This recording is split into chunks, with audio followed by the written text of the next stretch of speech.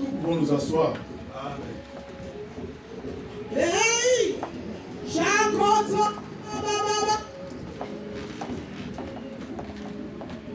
Qu'ils éteignent le synthétiseur.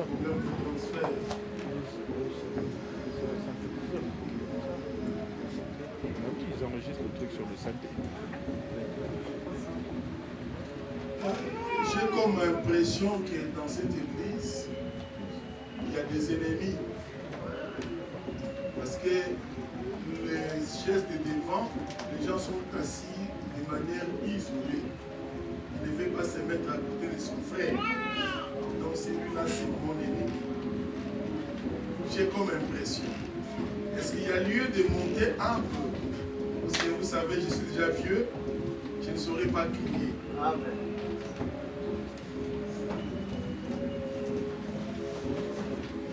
Ayez pitié de moi à cause de mon âge. Avancez, je vous prie. Assieds-toi à côté de ta soeur, à côté de ton frère. Je demande à tous ceux qui sont au fond de monter.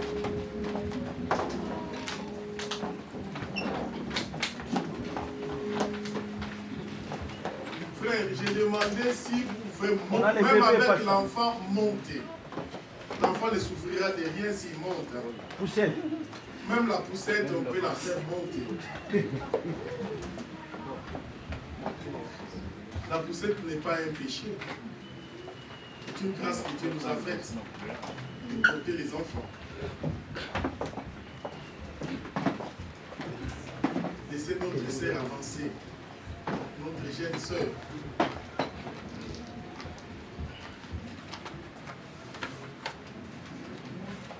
Nous vous saluons au nom de Jésus-Christ. Amen.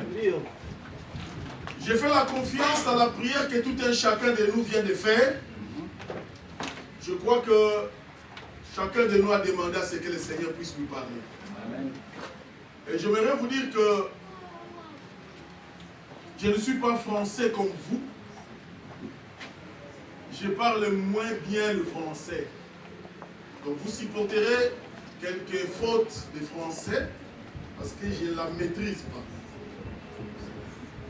Je vais me débrouiller pour m'exprimer en sorte qu'aucun de vous n'échappe à la compréhension. Ok. Si vous cherchez à connaître, à voir dans mon discours des erreurs de syntaxe, vous en trouverez plus.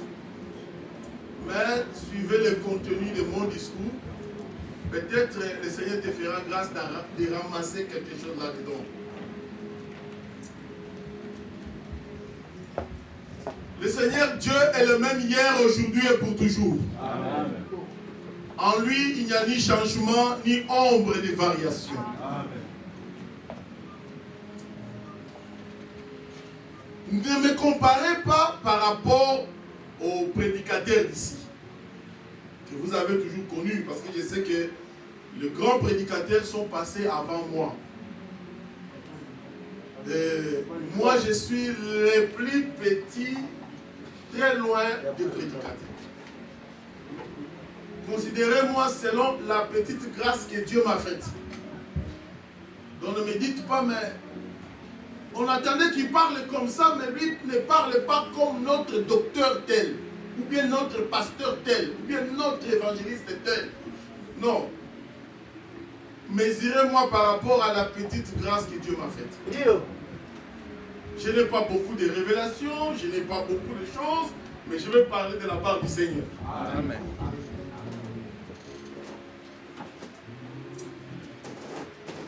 Comme c'est le premier jour de me mettre en contact avec vous, je prends un petit texte de Matthieu chapitre 14. Nous allons lire au nom de Jésus-Christ. Amen.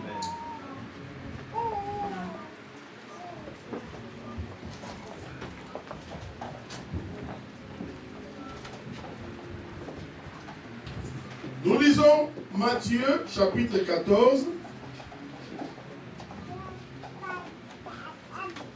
Je lis le verset 1 jusqu'au verset 12. Nous lisons au nom de Jésus-Christ. Amen. En ces temps-là, Hérode le tétrarque, ayant entendu parler de Jésus, dit à ses disciples, à ses serviteurs, c'est Jean-Baptiste, il est ressuscité des morts. Et c'est pour cela qu'il s'est fait par lui des miracles.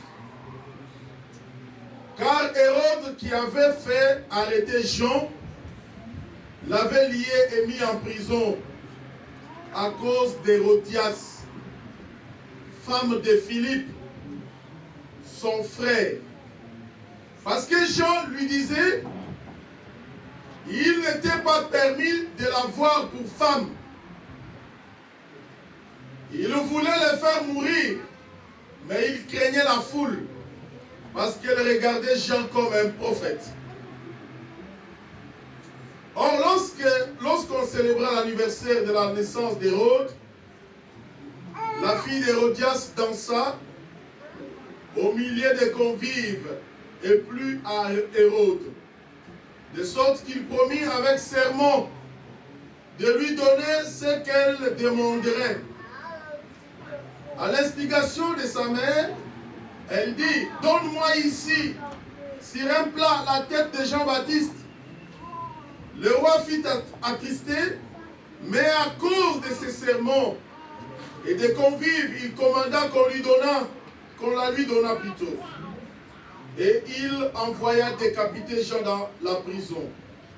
Sa tête fut apportée sur un plat et donnée à la jeune fille, qui la porta à sa mère.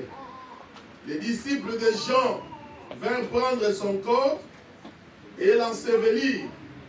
Et ils allèrent annoncer à Jésus. Amen. Amen. Que le Seigneur bénisse la lecture de sa parole. Amen.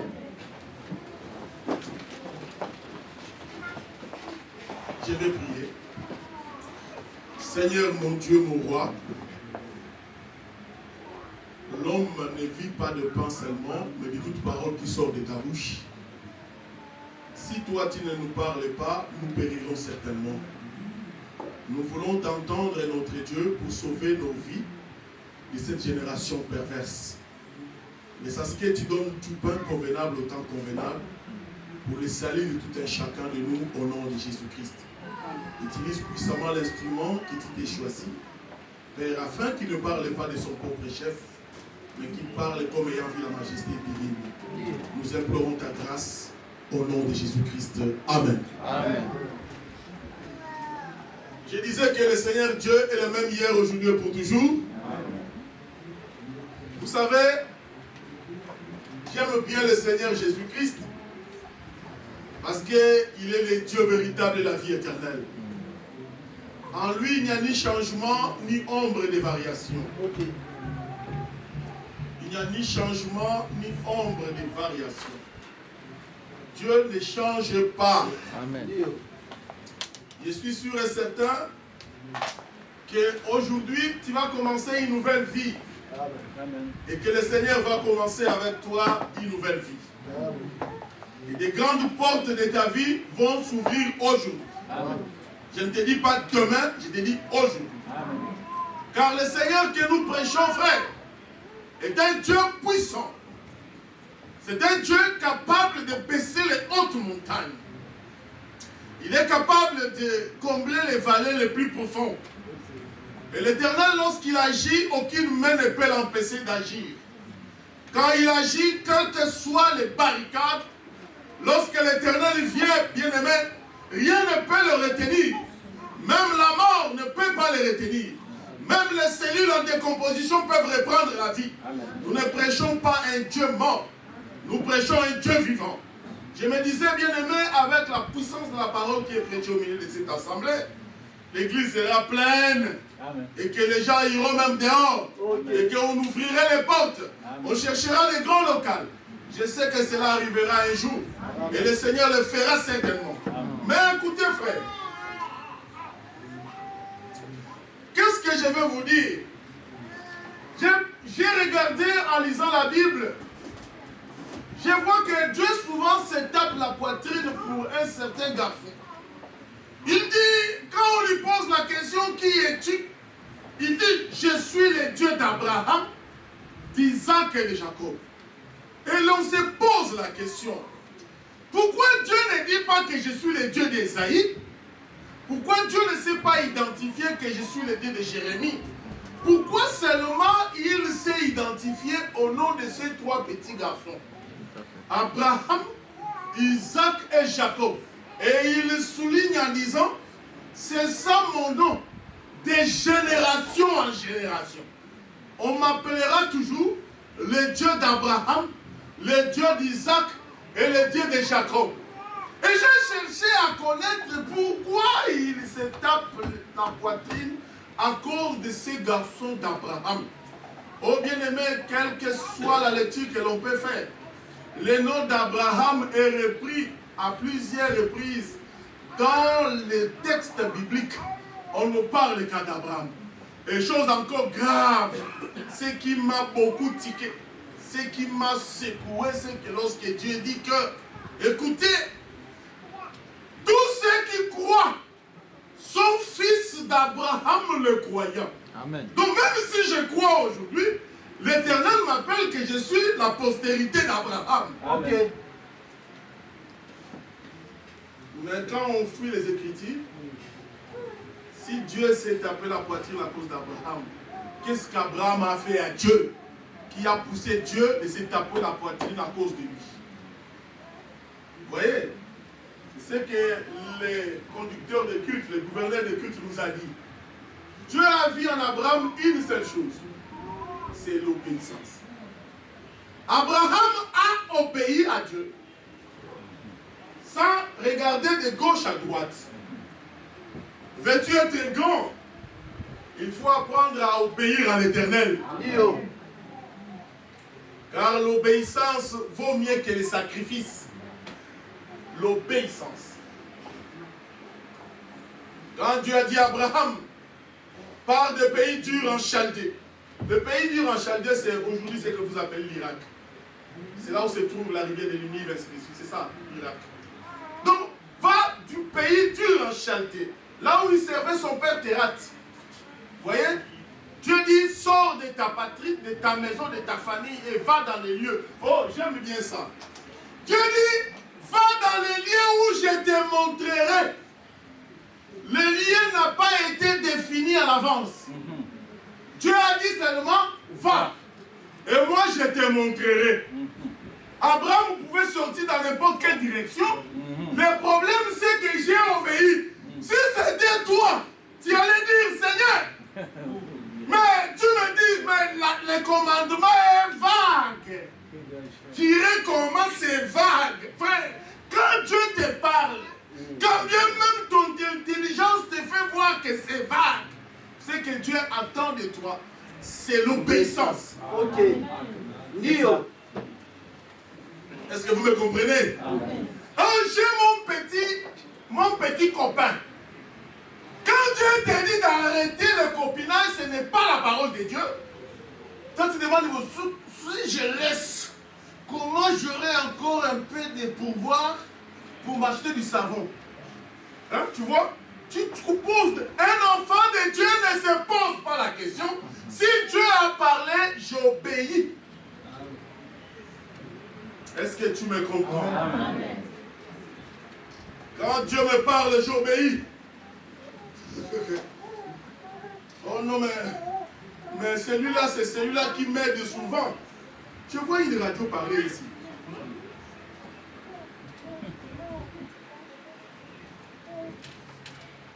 Vous me placez une prédication. Pendant que je prêche, il y a une autre prédication qui est dans les... Est-ce que vous me comprenez? Donc, l'obéissance a une grande valeur devant l'Éternel. Celui qui obéit à l'Éternel, l'Éternel prend plaisir à l'obéissance. Je peux prendre une position, mais si je vois la parole de Dieu, vaut mieux pour moi abandonner ma position et obéir à la parole de Dieu. Quand bien même si je ne vois pas l'issue de ce que Dieu me dit. Mon problème, c'est d'obéir. Le reste, l'Éternel le fera. Est-ce que vous me comprenez? L'obéissance. Veux-tu être grand dans les choses de Dieu? Veux-tu être grand? Veux-tu que le Seigneur soit de ton côté? Apprends à être obéissant à la parole de Dieu. Je ne te demande pas d'obéir les hommes. Je te demande d'obéir à l'Éternel. Si tu as identifié réellement que ce qu'on m'a dit, c'est la parole de Dieu, j'abandonne ma position. Je prends celle de la parole de Dieu. Amen. J'aime toujours prêcher avec un petit tableau. Mais comme l'église de Pierrefitte n'a pas de tableau, je ne sais pas, je vois les auteurs se tenir debout, c'est qu'il y a un tableau quelque part. Ouais, si on m'apporte le tableau, je serai vraiment ravi. Grande et ma joie. Alors, j'aimerais dire que je vais vous parler du temple. Parce que la parole de Salomon, la prière de Salomon, m'a beaucoup sensibilisé lorsqu'il a fait la prière le jour de l'ouverture du temple. Il dit, Seigneur, j'ai bâti cette maison en ton nom. S'il nous arrive quelque calamité, la disette, la peste, la guerre, ou quelque problème que ce soit, et si nous venons dans cette maison et que nous implorons ton nom, que toi l'Éternel, tu nous exauces du haut des cieux, et que tu descendes, et que tu apportes des solutions à nos problèmes, que tu combattes contre nos ennemis, que tu nous apportes la délivrance. Il dit quand bien même un peuple serait au loin et prierait en direction de ce temple, qu'il soit exaucé. Or, le temple que Salomon était en train de dédier à Dieu dans la prière sacerdotale, le temple ne disposait que 3 parties. Comme vous le savez, il y avait le parvis. Suis-moi très bien. Il y avait le parvis. Il y avait le lieu saint. Il y avait le lieu saint des saints. Ou le lieu très saint. Donc, le tabernacle avait 3 parties. Suivez-moi très bien. Il y avait le lieu saint. Il y avait le parvis.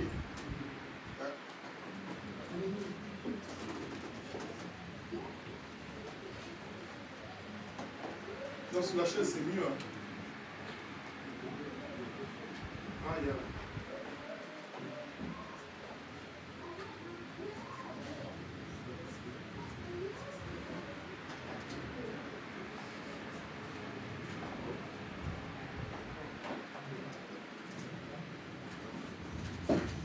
C'est la technique. Hein.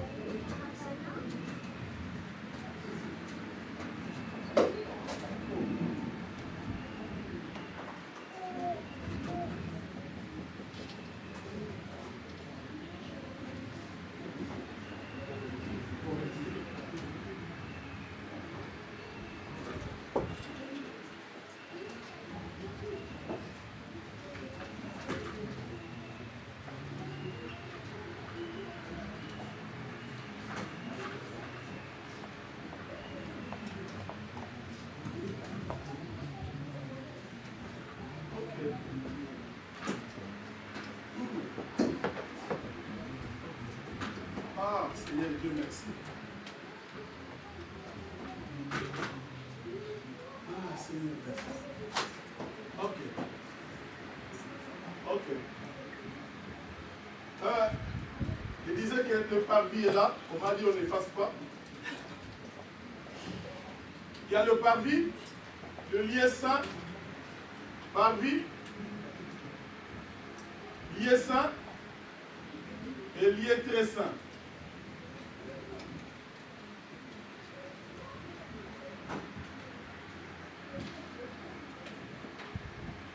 y avait le parvis, les lieux saints et les lieux très saints.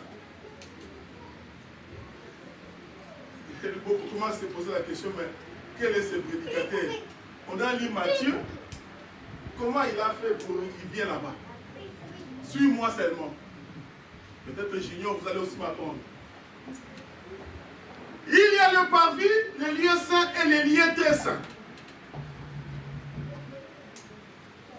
Pour avoir accès dans le lieu, dans le temple, on devait passer par le parvis. Tout celui qui vient, qu'il soit sacrificateur, qu'il soit souverain sacrificateur, il devait passer par le lieu saint.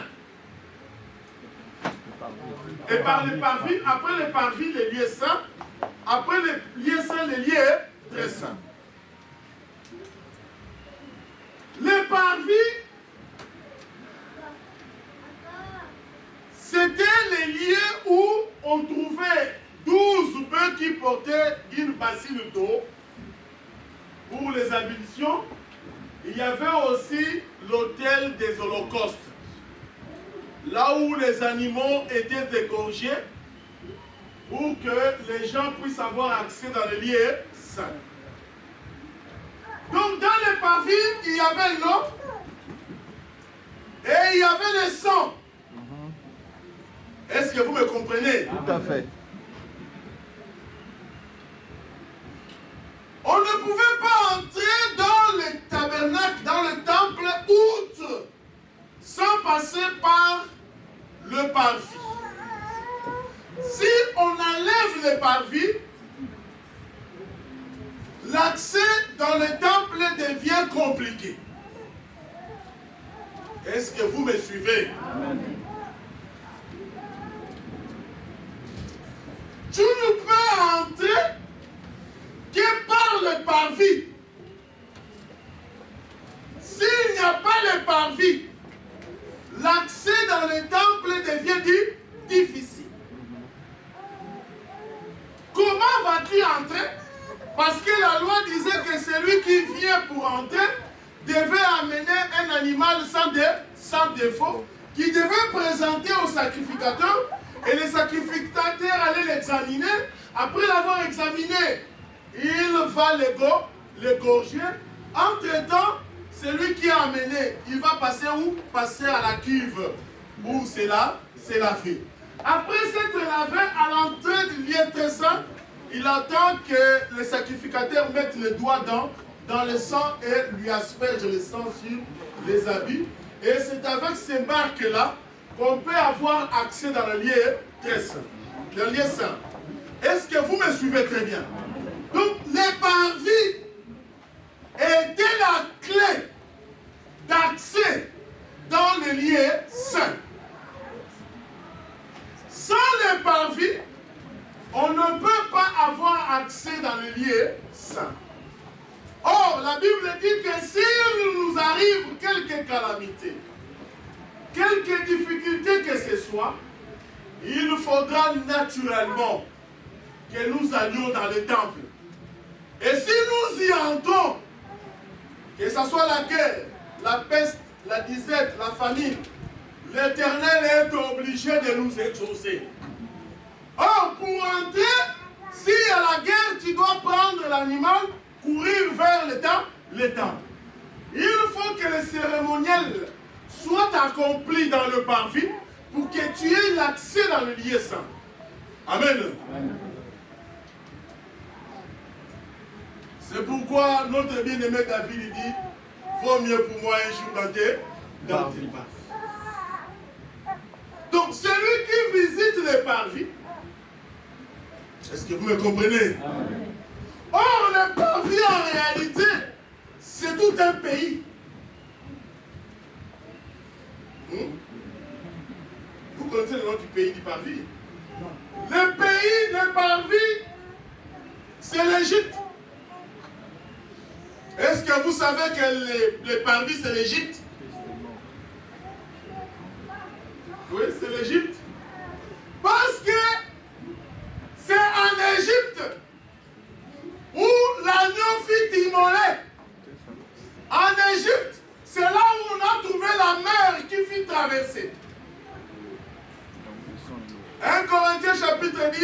que cette traversée était une figure de baptême. Or, c'est dans l'Égypte où ils ont tué l'agneau entre les deux soirs. Donc, le parvis, c'est un pays. Amen. Amen. Est-ce que vous me comprenez? C'est ça. Le parvis, c'est à l'extérieur. Ce n'est pas à l'intérieur. Le parvis est extérieur à la maison. C'est l'Égypte. Est-ce que vous me comprenez? Maintenant, je pose la question à l'Assemblée. Est-ce que tu reconnais que Jésus-Christ était mort en Égypte? Oui, oui. Amen. En d'autres termes, il était mort où? Au parvis. Comme Joseph. Parce que c'est lui l'agneau de Dieu qui ôte le péché libre. Donc, on ne peut pas l'égorger en dehors du pas. Est-ce que tu me comprends? Amen. Je touche comme si.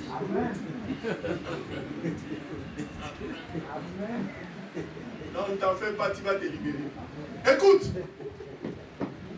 Donc, les parvis, c'est le lieu de sacrifice. C'est l'Égypte. Je mets point virgule. Ok. Je continue. Le texte que moi et vous avons lu montre que Hérode, le tétrarque, avait entendu parler des œuvres de Jésus. Il dit à ses serviteurs, mais qui est cet homme faiseur de miracles? Ça ne peut être que Jean que j'ai tué, qui est revenu d'une autre manière. Qu'est-ce qui s'est passé? C'est que Hérode, c'était un garçon adultère. Il aimait se jouer des femmes d'autrui. Et il avait pris la femme de son frère Philippe. C'est ce que le texte me dit. Et il y avait un homme de Dieu à cette époque qui se nommait Jean-Baptiste. Jean-Baptiste était un prédicateur de la vérité. Il ne pouvait pas aménager quelqu'un qui vit dans les péchés. Car Jean-Baptiste, c'est un frère de notre église. Il connaît qu'un enfant de Dieu, celui qui est né de Dieu, il ne pêche point.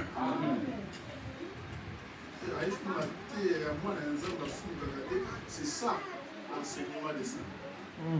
Un enfant de Dieu ne pêche point. À chaque tentation, l'Éternel pourvoira les moyens. J'aime bien ça. Le Seigneur pourvoira. Tout à fait.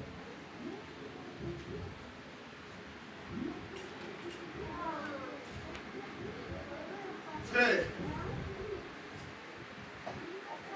crie seulement, mais on te ramassera. Tu ne me ramasseras pas.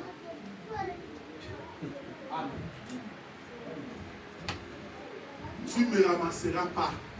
Un enfant de Dieu ne pêche point. Car la semence de Dieu habite en lui. Il ne pêche pas parce que ce n'est pas parce qu'il est fort. Ou bien parce qu'il est costaud. Ou bien il est mince, il est trapu, il est athlétique. Il est filiforme. Non. Il ne pêche pas parce que la parole de Dieu, qui est la semence incorruptible, habite en lui. Amen.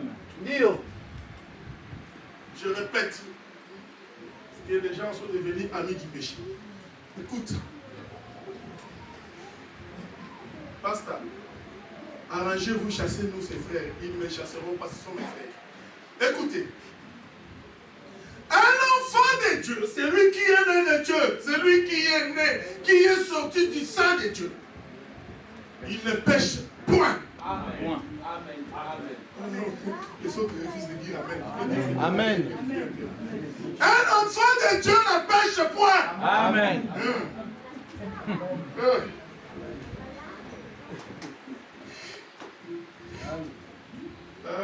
Frère, Frère, tu vois, celui qui a... Si nous disons que nous n'avons pas péché, si nous disons que nous n'avons pas dans le passé péché, nous séduisons nous, parce que tous ont péché et sont privés de la gloire de Dieu. Mais le Fils de Dieu est venu afin d'ôter les péchés. Si Christ est en toi, sa mission est d'enlever la vie du péché en toi. Amen. Comment tu dis que Christ est en toi et la vie du péché continue? Qui est ce Dieu-là? Frère, Dieu ne ment jamais. Dieu n'est pas comme un homme. Oh, Dieu n'est pas un homme. Dieu n'est pas un homme. Dieu, quand il parle, il reste derrière sa parole pour pouvoir l'accomplir. Il dit à chaque tentation, moi l'Éternel, je vais donner le moyen pour que tu ne tombes pas. C'est ça. Amen. Dieu ne manque pas les moyens de secourir ceux qu'il aime. Tu trouverais quelqu'un qui parle dans sa bouche plein de mensonges, mais il dit, non, oh, le Seigneur ne peut jamais mentir. Amen. Amen. Si tu vas me chasser, chasse-moi, mais je vais te dire la vérité. Ok. Dieu est le même hier, aujourd'hui et pour toujours.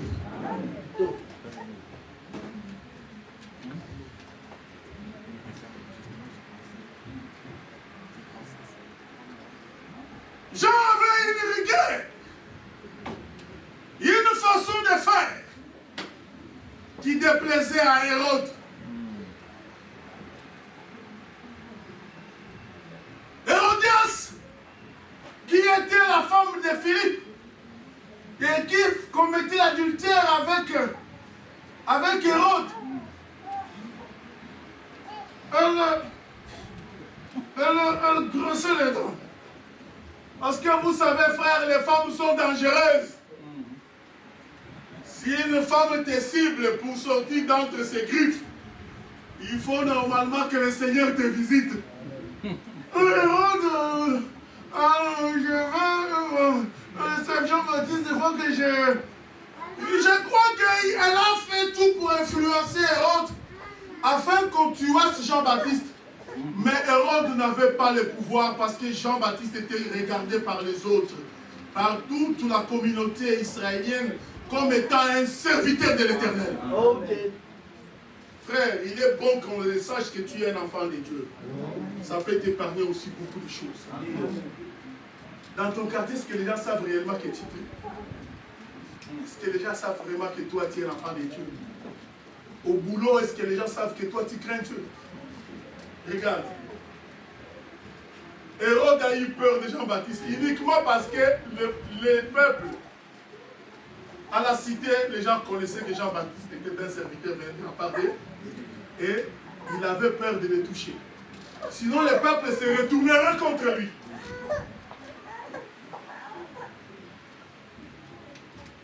Alors un jour, lors d'une fête, vous allez me permettre, aujourd'hui je ne serai pas long parce que j'ai des impératifs qui m'imposent la norme négative. Peut-être prochainement, on pourra être beaucoup plus long. Je serai bref et dès que je termine le culte, je sortirai peut-être sans vous dire bonjour et puis je pars. Je dois réunir et trouver l'assemblée, la réunion de Bruxelles avant qu'il ne s'expresse. Écoutez. Hérode cherchait à tuer Jean-Baptiste, mais il n'en avait pas l'occasion. Un jour, lors d'une fête d'anniversaire, il distribua les invitations aux gens. Il appela ses notables. Il appela les jurisconsultes, les gens considérés de son royaume, en leur disant, venez, c'est l'anniversaire, venez, il y a une grande fête organisée à cet honneur-là. Et tous les invités étaient réunis. Vous savez, lorsque dans une fête, lorsqu'il y a une fête, il y a à manger, à boire, il y a aussi de la musique. le son des tambours, de la cornemuse, de l'altérion, retentir de la guitare, de la sambuc, de tam-tam. Et tout le monde commençait à danser. Mais la fille d'Hérodias, qui savait bien exhiber la danse, elle dansa de manière frénétique. Elle avait une tour de hanches semblable au pinet de 10 roues. Vous savez, une jeune femme jolie, avec une beauté classique, courbe de douceur, visage mélodique, avec la torse presque bombée, avec des yeux camus, et les yeux bridés, nez camus. Quand elle sourit, il y a des facettes qui se forment au niveau des joues. Une fissure dentale. Donc quand elle dansait, tellement qu'elle dansait, elle plie au convive. Même Hérode lui-même fut ébloui. Il resta hébété. Il regardait, quelle est cette manière de danser? Elle dansait tellement que Hérode perdit sa dignité et s'était debout. Et elle fit une déclaration. Jeune fille, je te le jure, même si tu me demandes la moitié de mon royaume, je te l'accorderai. Et la jeune fille, elle n'entendait que ça. Lorsqu'elle a entendu la voix du roi, qui disait que si tu me demandes même la moitié de mon royaume, la fille stoppa la danse. Elle courut vite vers sa maman. Elle dit, maman, j'ai obtenu la marchandise. J'étais parti. Je reviens par ma vie. Je viens avec un chèque en blanc. Le roi a dit, même si je demande la moitié du royaume, en d'autres termes, même si tu veux que le royaume, le pouvoir, soit partagé en deux, on ne peut partager le royaume, le règne à deux. Il n'y a que la femme du roi. Parce que c'est la femme du roi qui mérite la gloire avec le roi. Tout à fait. Il m'a dit, si tu me demandes même la moitié du royaume, maman, dis-moi, parce que la jeune fille comprenait, c'était une fille de l'église de Saint. Elle dit, mon fils, écoute l'enseignement de ta mère. Et là, maman, qu'est-ce que je peux demander? Et sa maman se souvint qu'elle avait une difficulté de pouvoir tuer Jean-Baptiste. Elle dit à la jeune fille, certainement, rentre vers le roi et dis au roi, donne-moi la tête de Jean-Baptiste sur un plateau. Maman dit, l'enfant dit, mais maman, ça va nous apporter quoi? Elle dit, non, ma fille, toi demande seulement et tu verras ce qui va arriver. La fille, promptement, il rentra chez le roi. Il dit, vive le roi, majesté, votre honneur. Je suis venu selon la parole, le serment fait par mon Seigneur le roi. Puisses-tu me donner la tête de Jean-Baptiste sur un plateau? La Bible dit que le roi, il n'en revenait pas. Il ne pouvait pas le faire. Mais parce qu'il avait juré par serment que tout ce que tu demanderais, je te donnerai. Malgré son inquiétude, il ordonna, parce que les convives étaient là, il ordonna aller tuer Jean-Baptiste. Jean-Baptiste qui était en prison, on envoya les soldats pour aller le décapiter. Oh bien-aimé, à cause de la vérité, Jean-Baptiste, on l'a suivi en prison là où il était. Et on a coupé sa tête avec sa longue barbe. On a déposé sur un plateau. Et on a amené la tête de Jean-Baptiste avec les yeux ouverts. On le donna à la jeune fille qui prit Est-ce que vous me comprenez? Suivez-moi très bien.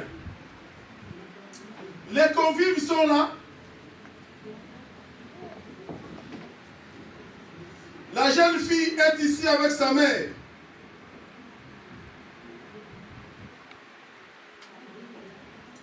Et là, c'est Jean-Baptiste. Dans sa prison. La jeune fille vient chez le roi qui était assis au milieu des convives. Il demande la tête de Jean-Baptiste. Jean-Baptiste qui était en prison. Est-ce que vous me comprenez? Amen. Jean-Baptiste était en prison. C'est-à-dire, on l'avait mis entre les quatre ennemis. Il était encore vivant, mais enfermé. On ne l'avait pas libéré. C'est en prison qu'on va aller lui couper la tête. On coupe la tête de Jean-Baptiste en prison. Et on amène la tête au roi. Les convives étaient là. Ils ont vu l'assiette qui contenait la tête de Jean-Baptiste. Mais la tête de Jean-Baptiste n'était pas destinée aux convives. Elle était destinée à la fille et à sa mère. Dès que les soldats sont arrivés devant le roi dit donnez à la jeune fille. Et la jeune fille a pris la tête. Elle l'a amenée chez sa mère. Les convives ont vu la tête passer. Mais la tête ne leur a pas été destinée. Est-ce que vous comprenez mon enseignement? Oh! Jean-Baptiste, quand il est introduit dans le monde, comme Jean chapitre 1 il dit, un homme vint, c'était Jean-Baptiste. Il n'était pas la lumière, mais il était comme le précurseur de la lumière. Il vient annoncer en disant, croyez à celui qui vient après moi. Mais dans le langage de Jean-Baptiste, qu'est-ce que Jean-Baptiste représentait? Jean-Baptiste représentait le parvis. Parce que c'était le parvis. Il était venu avec l'eau. Parce que Jean-Baptiste baptisait les gens. Et lorsque Jean-Baptiste est arrivé, c'est lui le premier qui a dit, voici l'agneau de Dieu qui ôte le péché du monde. Jean-Baptiste a présenté l'eau et il a présenté l'agneau. Est-ce que vous me comprenez? En d'autres termes, Jean-Baptiste, c'est le parvis. Amen. Amen. Parce que c'est dans le parvis où on trouve l'eau et on trouve l'animal. Est-ce que vous me suivez? Tout à fait. Maintenant, il était en prison. En d'autres termes, le parvis était fermé. Est-ce que vous me comprenez? Comme le parvis était fermé, la foi envers le Christ était difficile. Est-ce que vous me comprenez? C'est pourquoi Jésus dit, depuis l'arrivée de Jean-Baptiste, le royaume des cieux est forcé. En d'autres termes, il est fermé. Il a amené l'eau et l'animal, mais les gens n'ont pas vu. Parce que c'était fermé. Maintenant, suite à la danse, on part chercher la tête de Jean-Baptiste. Amen. Amen. On coupe un guet. On prend la tête de Jean-Baptiste. Au lieu de donner aux convives, est-ce que vous comprenez les convives? C'était Israël qui étaient les invités. Mais la tête, en d'autres termes, la repentance et le pardon ne leur a pas été donné. C'est ainsi que la tête est passée. Mais on donne ça à une femme adultère. Est-ce que vous me comprenez? Alléluia. Il a pris la tête. On a amené les convives, on vit la tête passer. Israël n'a pas su quoi parce qu'ils ont rejeté l'enseignement de Jean-Baptiste. Mais nous qui étions des adultères, les peuples sans Dieu, la repentance est venue vers nous. On reconnaît l'enfant de Dieu pendant ce temps. C'est par sa capacité de se repentir. Quand quelqu'un s'est durci, on comprend qu'il n'a pas connu Jean-Baptiste. Et lorsque tu te durcis, frère, c'est que tu fermes la porte d'accès dans le temple. Même ta prière, Dieu ne va pas exaucer. Ok. Est-ce que vous m'écoutez? Amen. Tu es là? J'avais péché il y a longtemps, Dieu a déjà oublié. Et Dieu a oublié, tu prends Dieu comme toi ou bien comment? Dieu n'a pas une petite mémoire, il connaît tout. Ok. Il t'appelle au jour de la repentance. Sans la repentance, en d'autres termes, sans les parvis, l'accès au temple est fermé. Vous savez, je vais vous dire une chose. Il y a des frères qui ne comprennent pas mon enseignement. Tu as fait du mal à ta femme, mais tu gonfles. Parce que tu es l'esprit congolais. La femme, c'est quoi? Hein? Si tu as fait le mal à ta femme, présente-toi conformément aux Écritures. Ok. Tout à fait. Dis, ma soeur, j'ai péché contre toi et j'ai péché contre le ciel. Pardonne-moi. Amen. Tu gonfles pour rien. Dieu résiste aux orgueilleux et il fait grâce aux humbles. Amen. Ça. Amen. Moi, si je demande pardon, elle va gonfler. Elle deviendra la tête dure. Toi obéis et le Seigneur fera le reste. Amen. Togo. C'est ça. C'est pourquoi nous avons aujourd'hui beaucoup de gens qui vivent dans des péchés continus. Tu vois une femme qui a fait du mal à son mari ou bien à ses enfants, au lieu de demander pardon, elle ne demande pas. Elle dit, sinon mon mari va encore dominer beaucoup sur moi, non? Comme il aime beaucoup manger les oseilles, je vais préparer les oseilles pour lui. Et ce sera pour moi ici de pardon. Tu prépares les oseilles et le mari vient manger, c'est rien. Mange. Et comme il a mangé les oseilles, il a compris que j'ai demandé pardon. Non. Non. Le pardon, c'est le pardon. Les oseilles, ce sont les oseilles. Est-ce que vous me comprenez? Amen.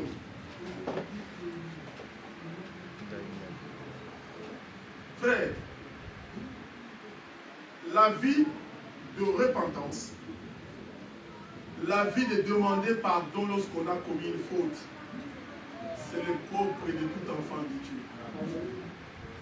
Pourquoi alors tu t'endurcis? Et tu ne veux pas que les portes de bénédiction s'ouvrent pour toi? C'est Dieu qui ouvre les portes de bénédiction. Il veut aujourd'hui l'ouvrir pour toi. Mais tu dois apprendre que là où tu as commis des fautes, tu dois normalement te repentir.